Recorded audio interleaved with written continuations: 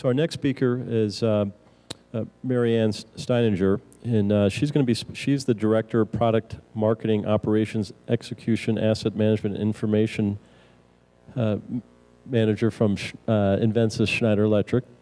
So Maryanne has been with Schneider Electric Invensys since October 2008. She initially working with the Wonderware divisions as their MES, EMI, Marketing Programs Manager. She now is responsible for the Wonderware and Invensys brands for enterprise asset management, operations, execution, and information software in a product marketing role. Maryanne's background includes over 25 years of industrial automation, working for leading automation providers in sales, MES, marketing, and partners alliance management, and leadership positions in marketing, business development, and partner management. A native of California, Maryanne received her BA and her MA degrees, respectively, in psychology and marketing management. She is a past year and current America's board member of Mesa International. So I'd like to take this time to welcome Maryanne to come on up to speak on Create. Her talk will be on creating an integrated marketing campaign for impact and results. Maryanne.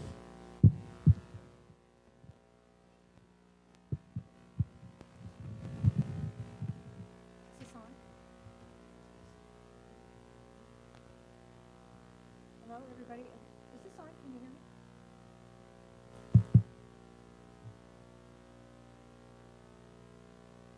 How about now? Good? Okay. Well, hello, everybody, and happy afternoon to you. My name is Maryanne Steidinger, as Jim said, and I work for Invensys Schneider. As he said, I've been working with engineers for over 30 years, actually. It's more than 25. I just didn't want to admit it. Thank you very much. And what I've learned from them is no fluffiness. And I've also learned from them that they actually think differently than we marketing people. And I'm going to give you an example. So I was talking with an engineering guy, and I said, Dirk, I said, what do you think about today? It's a nice day, isn't it? And he says to me, the trees' leaves are green.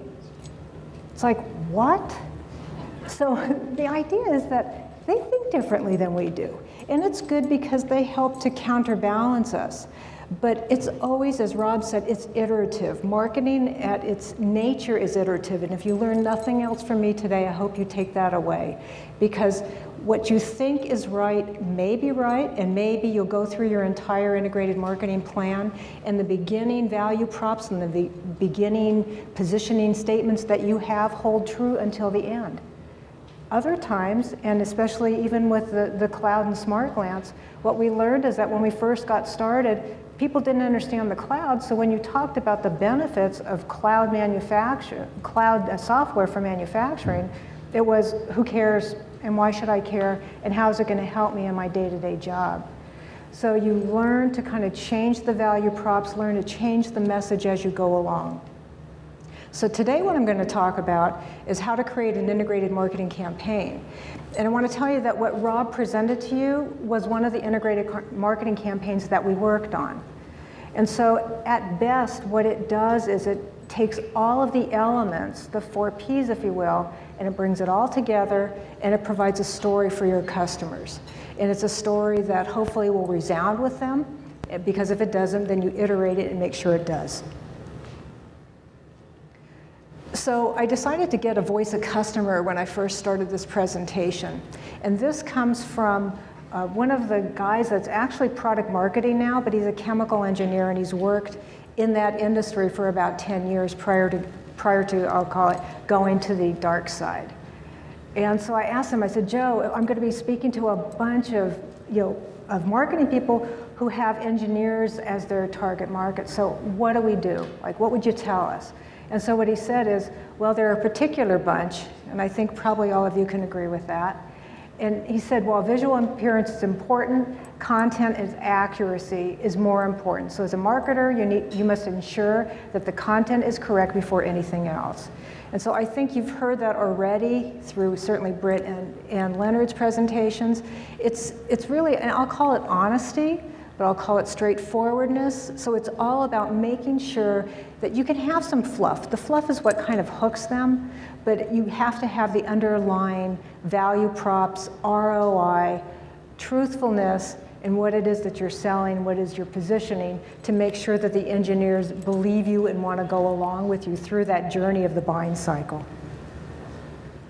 So I'm going to cover today, in hopefully 25 minutes or so, what an integrated marketing campaign is, what are those foundational elements, and how do you know that you've succeeded? Because you can go through an entire plan, but if you don't know that you've succeeded, in other words, if it isn't measurable at the end of the day, if you can't show either more sales or more leads or more views or something, then you haven't succeeded. And certainly I have management that's engineering in nature, and so being measurable and showing ROI are always part of any campaign that we put together. So this is kind of an eye chart, but I'll go around the circle really quickly. So when I look at an integrated marketing campaign, and not all of the campaigns I do have all of this breadth to them. Sometimes all I want to do is do a real quick image campaign or start to get a point of thought out there. So for example, MES and food and beverage. MES is software, manufacturing software that helps people make stuff better, from raw materials through finished goods. And maybe all I want to do is position MES and food and beverage, so I'm going to do something very targeted for that, a series of ads or maybe a series of blog posts that kind of reinforce that positioning.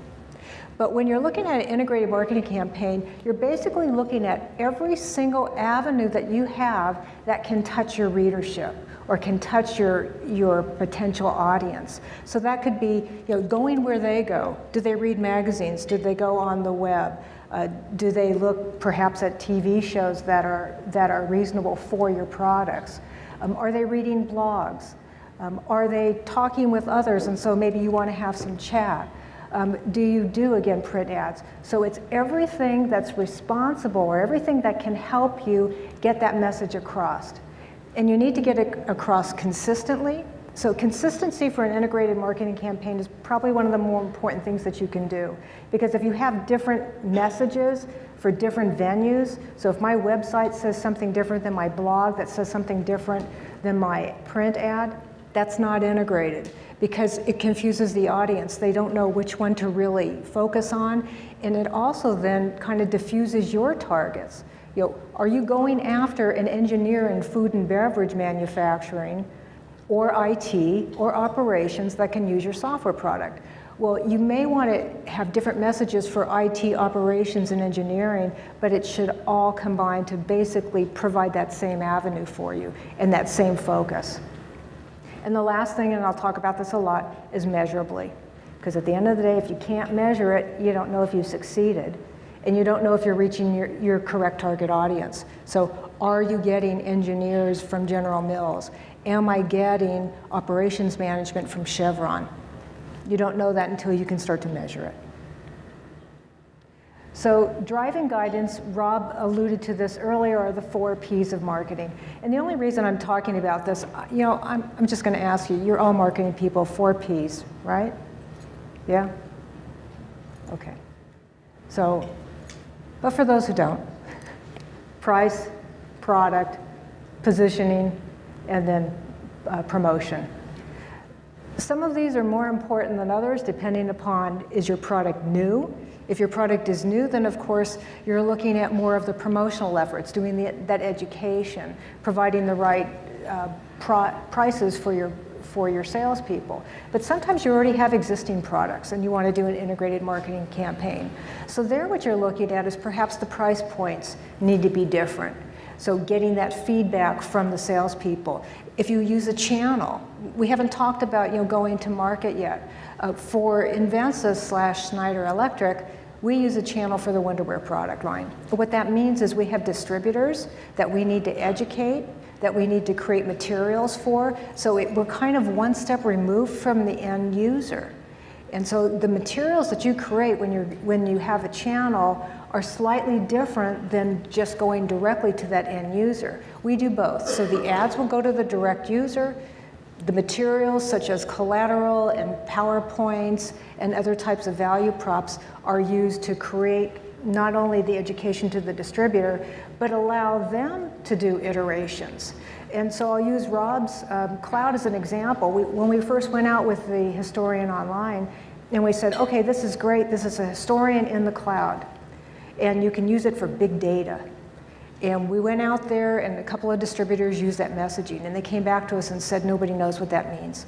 Big data is one of these terms that means so much to so many people, or it means nothing to a whole bunch of people, that we need to iterate and we need to change that message. So then when they changed it to, you can do reporting on demand when you need it, on a device that you need it, it took off. But again, that's part of the iteration, but it's also part of feeding that back, so that when we did learn that, part of that integrated marketing campaign was, okay, remove that other messaging, change it to now reflect the stronger value prop of reporting. So that's part of what this 4P is. So the elements of integrated marketing plan, I can't talk strongly enough about having the right price.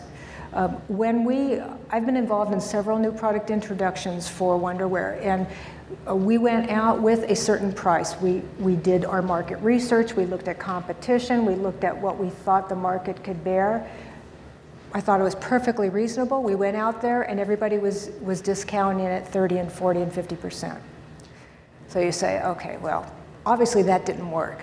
And why didn't it work? Well, a new product, working through a channel. So those kind of nuances of, okay, we need to go lower first, versus my thought, which is, hey, let's go big, let's get a lot of money, and then we can always lower the price afterwards. Nope, didn't work. So we learned and we kind of reestablished that. Understanding your product. This is another thing of working with engineers.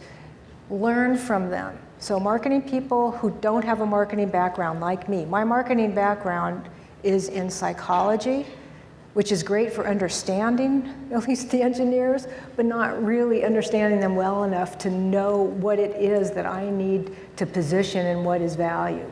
So understand the product that you are selling and that you are marketing. I can't say that strongly enough. And if you don't understand it, sit down with an engineer, take him to lunch, take him to dinner, and have him explain it to you in kind of layman's terms. And I say that with a smile, but honestly, I've done that so many times in my career, because it's really important that at the end of the day, you understand how the product works and why it's important to the end user. Who are your customers? Again, Rob talked about that. Our customers are high-tech customers, people that have IT and operations backgrounds. So the value props, although I can do some soft and fluffy stuff, at the end of the day have to have some real strong value statements, have to have some ROI in them, have to show them financial benefits for using our products. I talked about developing the channels. You may have a direct sales force, and so you have some different challenges for enabling them to go to market and carrying your message consistently across. And that's, again, part of that education. And then lastly, promoting it. So Rob already talked about who your influences are, both direct and indirect. Customers cannot be discounted for being a very, very strong influence. And then lastly, the kind of soft and fluffy, wonderful stuff that we marketers like, which is that consistent look and feel. So who are you selling to? So I'm actually using Smart Glance as an example, and we had 3 different kinds of engineers. We had an engineer that was out in the field. We had a guy that was really in the back office and was using it for more reporting, and we had a guy that was more operations focused. So again, understanding who they are, taking their habits and rolling that into your value props, creating the materials that support their needs are really important when you're making an integrated or building an integrated marketing campaign. And then again, supporting their sales cycle. So we heard before with Britt and Leonard, the fact that people need different information at different cycles. Our cycles are anywhere between 9 and 18 months long. So for the MES stuff that I'm promoting, they're very long, which means that, you know, one flash is not going to do it. So my integrated marketing program says, I'm going to go out every couple of months with something to continue that momentum and continue the visibility. Whether it's a blog post, whether it's a seminar, whether it's a webinar, whether it's a local road show, it's keeping that consistency in message to, again, support the cycle and also create materials that help to support the cycle, whether it's a white paper or a piece of collateral or a customer success story. So helping them along the way make that final decision, hopefully towards you. And then preparing the channels, I talked a little bit about this before. So if you have a distributor channel, that's different than having a direct sales channel. So how do you take your materials and orient them to help them to, again, consistently and effectively carry your message forward? So it's looking at the pricing strategy iteratively, which may be or may not be. How do you package it?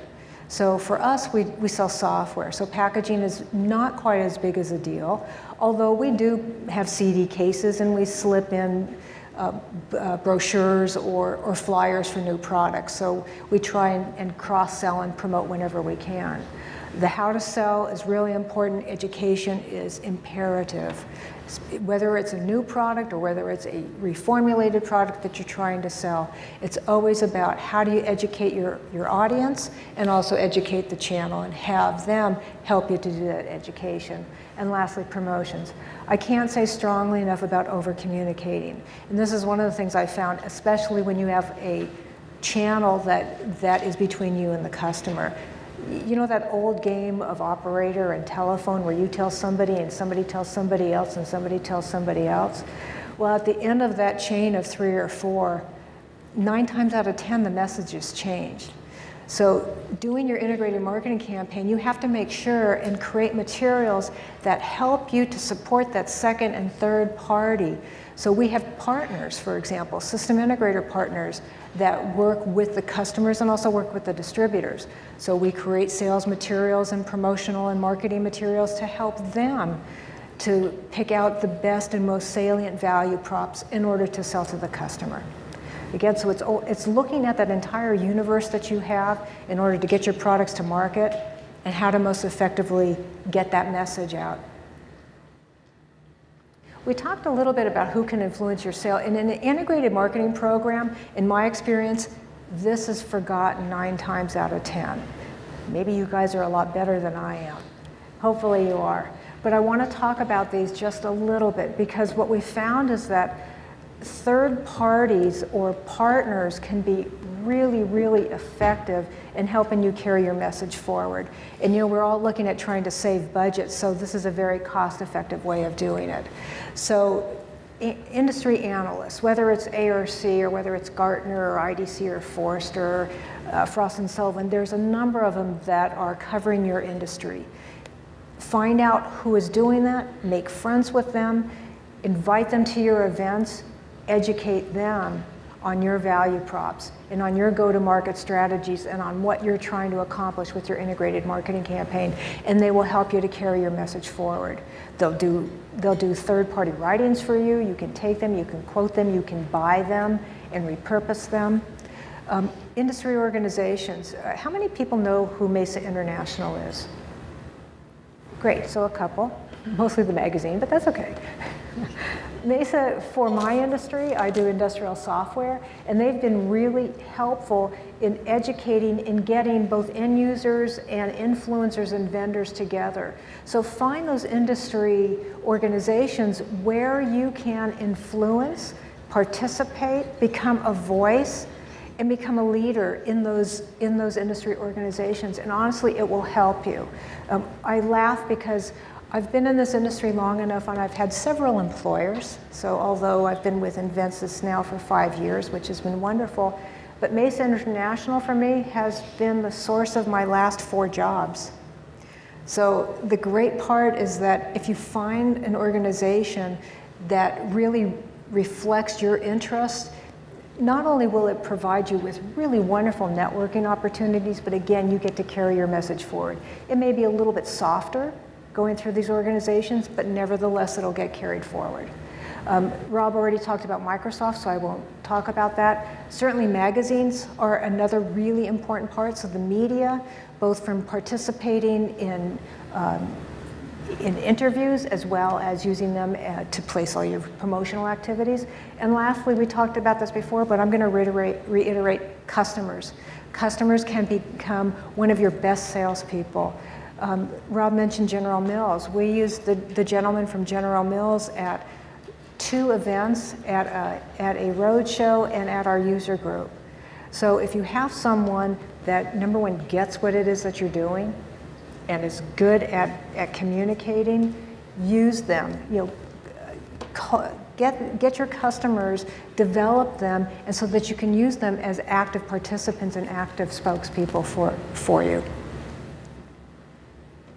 So again, I talked about this before, but how do you get your plan done? So you're looking at all of these different elements, whether it's the web, whether it's social media, whether it's print ads and promotion. So you need to make it measurable. Measurable could be the number of hits on your website.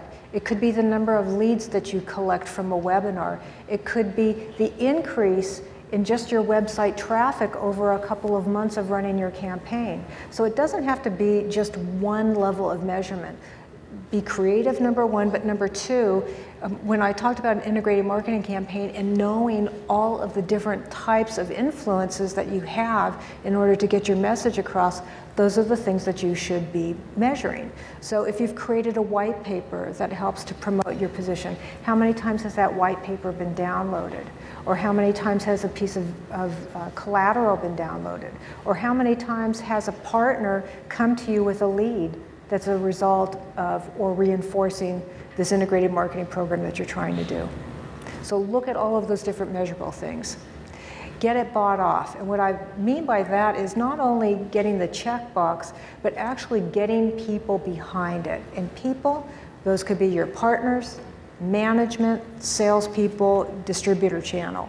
So the way in which you can get kind of the traction is to make sure that people not only understand what it is that you're trying to do, agree with it, and then carry it forward. So that's the buy-off that I look at. It's like management is one thing that's important because they're the ones who give me the money in order to do these, and budget is, of course, very important, but it's the other channels as well. Execute while you can. Things change. An example is we've been going through our budgeting process and planning process for a couple of months. And in those couple of months, things have changed. So be flexible, be iterative, take advantage of market opportunities that come to you. So for example, Microsoft has a new CEO and they're doing a lot on Azure. We're taking advantage of that. So we're using that new dimension of Microsoft, the fact that they're focusing on mobile, in order to reflect the things that we're doing in our campaign. And of course, I've told you this a couple of times, iterate. So what makes it integrated? Well, hopefully some of the things I've talked about will show you, and I'm using this as an example. We call this the COLA campaign. And I, along with a whole bunch of other people, so not just me, we created this campaign in order to show the flexibility of using software that helps you manage change. So in the consumer packaged goods, of course, because it's consumer driven, tastes change. People like green tea flavor one day and then they go to coffee the next day. So one of the market segments that we're going after are beverage packaging. So beverage manufacturers, so people like Coke and Pepsi and et cetera, et cetera. And so what we found out for them are a couple of things. Number one, most of the cost is in the packaging operation or in the filling operation. So we want to make sure and help give them solutions that help them remove the costs, make it most effective, and if they have to respond to changes, maybe it's a formulation change, maybe their suppliers have changed their ingredients and so they've had to do some recipe management. We tell them, okay, tastes are changing, we're going to help you to respond to that change. And so we did banner ads, we did websites, we did print ads, I did landing pages, I did social media, I did sales decks, all around when the market's tastes change, you'll be ready. So again, we've taken this, we've done it on a global basis, we've translated it, and then people have taken their own spin on it. So we now have food and beverage seminars going on in Thailand that are using an iteration of this message. But again, it's all about that profitability and managing change. I want to talk about social media for a minute, mostly because I love it. It's been one of the things that from a marketing perspective, and I'm just going to ask, are most of you using social now? Some are not? Yes, no? You all are? I love social because first of all, it's kind of free. I mean, it's really your time that it takes in order to do it, but it's a way in which to consistently and easily get a message across with heartbeat.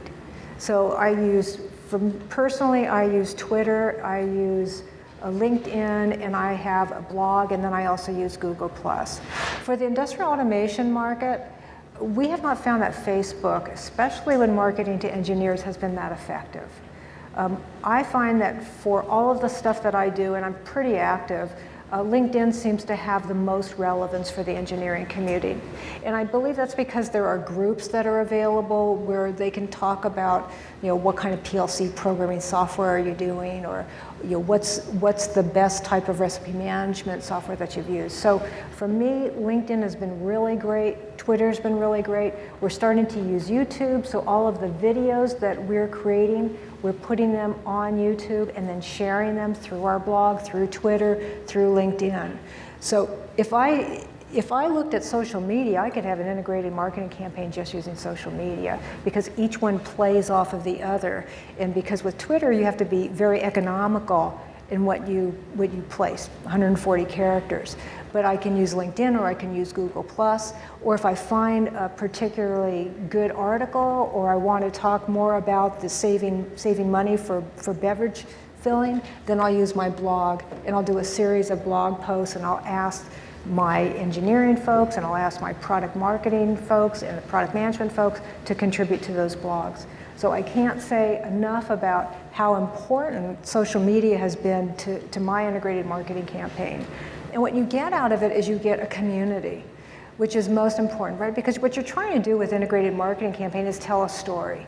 You're trying to tell a story of what you have, why it's important, why they should listen to you, and what you're going to get out of it by buying into this story and by following us. So social media helps you to get that community, to get dialogue, and to get thought leadership. So this is an example of Blog Central. You can see I've got a blog along with a host of other folks.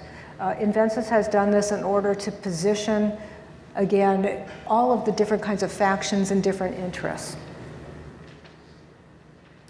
So again, have you succeeded? Well, certainly sales are one measure, but when you have a product like I have that's 9 to 18 months, you may not always be able to tell within one fiscal year if you've been successful. So again, there's a number of other things that you can do.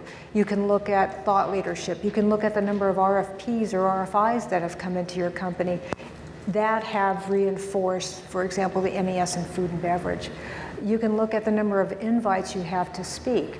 You can look at the social chatter that's around the things that you've posted or the things that you're interested in.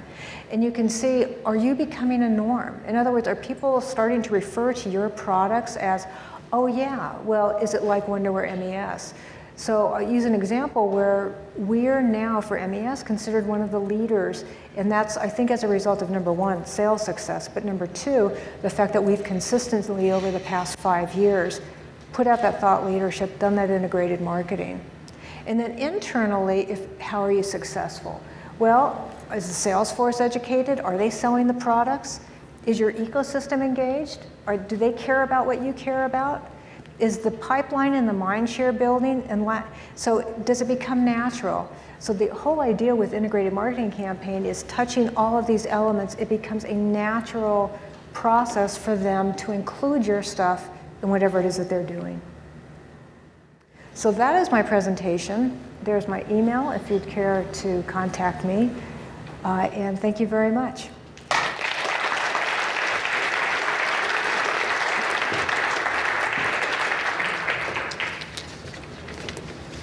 Thank you very much. That was very good. So at this time, we're going to take a few questions, and then we'll take a short break and a little house cleaning before we do that. But do we have some questions for Maryanne? In the back of the room, we have a...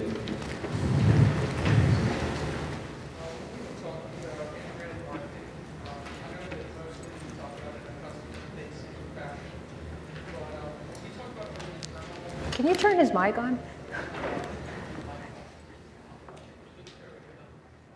Test. Okay, when we talked about integrated marketing, I think that in a lot of the ways we were talking about it from a customer-facing fashion, but when we're looking at it more from an internal promotion standpoint, and we're trying to align the timing with our marketing material in relation to our roadmap, and you have to reposition or be reactive into certain changes or setbacks. But what's your recommendation for priming the channel so that your customers and your sales force, they're not pre-selling, so to speak, but they're also well informed so that you do have quote unquote an early mover's advantage from like a mind share standpoint when you have a lot of products that might clutter your sales force mind, and you're just trying to make sure that you're getting that proper mind share.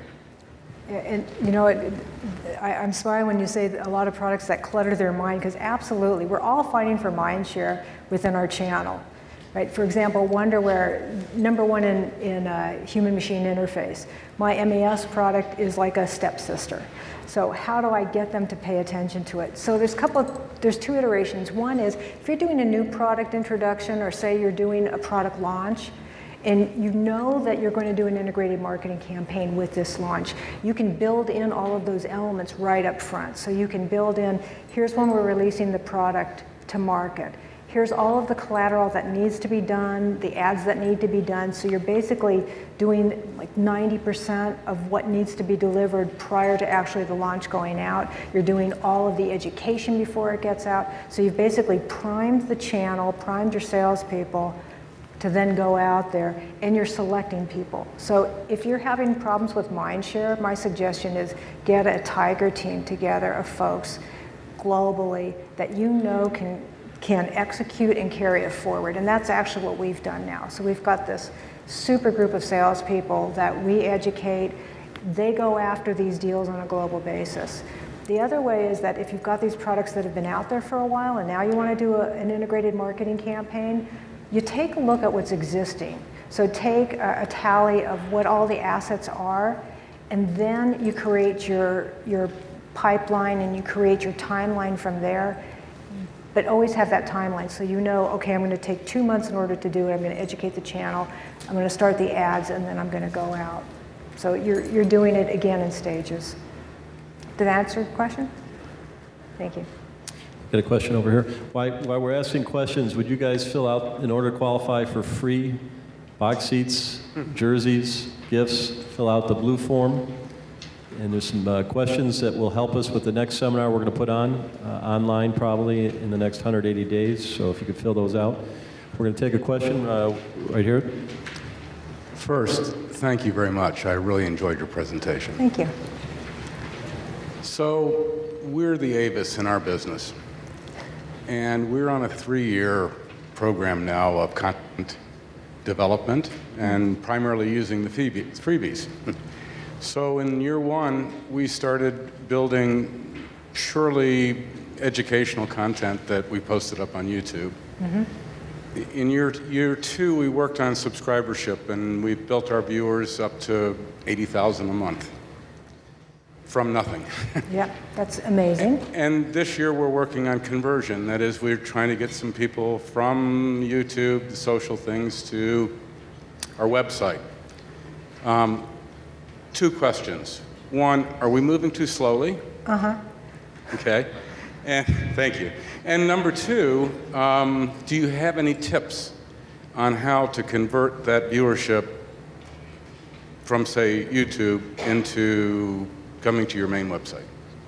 Well, you need to provide that link. So you obviously know that your prospects are looking at YouTube, but they're only getting kind of a single message from YouTube. So what you need to do is kind of give them multi-dimensional messages. So bring them over to a blog. We have a blog. Okay, bring them then from your blog, backlink it to your website so that you start to create some dedicated materials for them, or bring them to a landing page. And with the landing page, like a campaign landing page, where you can build out your messages, give them specific sales materials, give them an offer. Because with YouTube, you can't really do any offers. So you've got to kind of have that hook in order to get them engaged and start to communicate with them.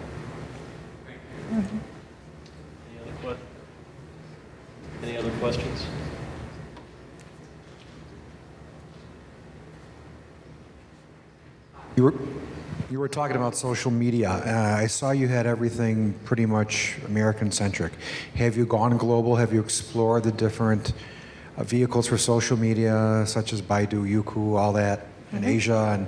And what type of activities are you taking and responses are you getting? What type of activities am I taking on all of the different, Yes. on all the different channels? Yes, outside of North America. Well, I have a couple of things. We've got Twitter accounts, for example, for all of the different regions. So all of our marketing folks from, say, Germany and Asia Pacific and Latin America all have their own accounts. My blog is global. So what they'll do is they set up their own accounts, and then we share each other's content. So one of the things, again, we talk about that consistency in message, is that we kind of leapfrog or jump and connect all of the dots. So my blog is kind of the central, my Google Plus is central, and then all of the regions are selectively picking out content that helps them in their individual markets. Because the regions are all different. The regions may not have the same needs. You know, North America doesn't have the same needs as Asia Pac. It's trying to build their market out. Latin America is trying to gain visibility. So they're kind of taking them and they're using certain parts of it. Did that answer your question? Okay. Shane?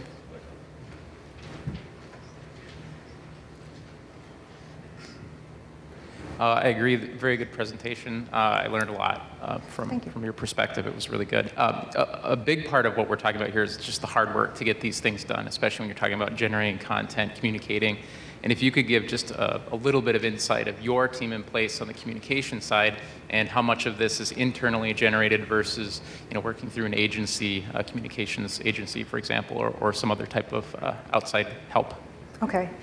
So kind of the three big things that we do are the ads, and then kind of the social, collateral, and then white papers. Papers or other opinion pieces, we'll usually outsource those either, for example, to an analyst, or we work with Microsoft a lot, and they get third parties to help us. Like that video that Rob showed, that was a third party that helped us, but again, we fed them the content. And I guess the point is that you know your products better than anybody. So it's really up to you to choose the best venue for you. It could be that your products have enough simplicity that you could use a third party really easily. With ours, we know the markets and we know the products better than anyone, and it just doesn't make sense to spend the time to educate someone when we end up doing the work anyway.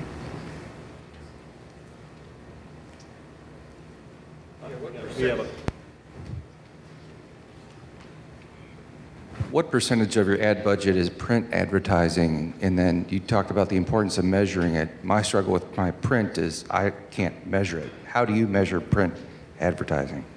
We measure print in a couple of different ways, and it's probably about, it depends on the campaign, but maybe 20%, sometimes 30% of the budget. It depends on what we're trying to do. That the cola ad, we heavily advertise that. We did both print as well as banner ads. Skyscrapers, all of that. So we measure it by number of impressions, number of click-throughs, because anytime we put a print ad together, we had a landing page.